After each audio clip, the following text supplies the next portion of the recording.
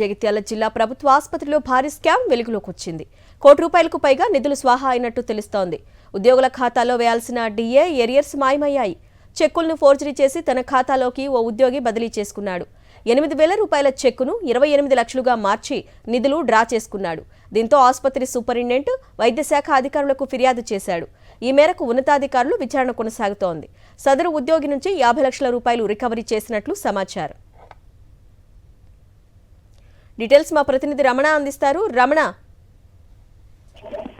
అంటే మొత్తంగా ఉద్యోగుల ఖాతాలో వేయాల్సిన డిఏ ఏరియల్స్ ఎన్పిఎస్ డబ్బులు దారి మళ్లించిన ఘటన అనేది ఇప్పుడు జగిత్యాల హాస్పిటల్లో పెద్ద చర్చనీయాంశంగా మారింది. ఒక పెద్ద కలకలం రేపుతుంది చెప్పుకోవచ్చు. ఎందుకంటే ఓచర్లను మార్చి చెక్కులు దిద్దే వేరే అకౌంట్లలోకి ట్రాన్స్ఫర్ చేసిన ఘటన అనేది ఇప్పుడు పెద్ద సంచలనం రేపుతుంది. ముఖ్యంగా ఆసుపత్రి ఉద్యోగి, బ్యాంక్ ఉద్యోగి పాత్ర పైన పూర్తి అనుమానాలు అయితే నెలకొన్నాయి.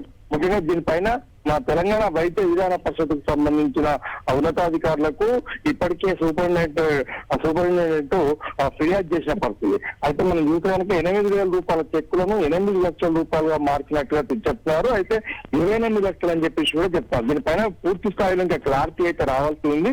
మొత్తంగా దీనిపైన కంప్లైంట్ చేయడము, దీనిపైన ఉన్నతాధికారులు కూడా విచారణ చేపట్టాలని చెప్పేసి ఆదేశించడంతో సదరు ఉద్యోగి పైన, అదేవిధంగా బ్యాంక్ ఉద్యోగి పైన కూడా దీనిపైన ఫోకస్ చేసినట్టుగా తెలుస్తుంది. ముఖ్యంగా ఇప్పుడు సుదక్షిణాదేవి సూపరింటెండెంట్ గా ఉన్నారు. ఆమె పూర్తిగా ఈ మొత్తం నివేదికను కూడా తెలంగాణ వైద్య విధాన పరిషత్ ఉన్నతాధికారులకు నివేదించినట్టుగా తెలుస్తుంది. ముఖ్యంగా చెక్కులను అంటే దిద్దినా కూడా నో అబ్జెక్షన్ అనే ఒక పద్ధతిలో వీళ్ళు వ్యవహరించారనే ఆరోపణలు అయితే వెలువడుతున్నాయి.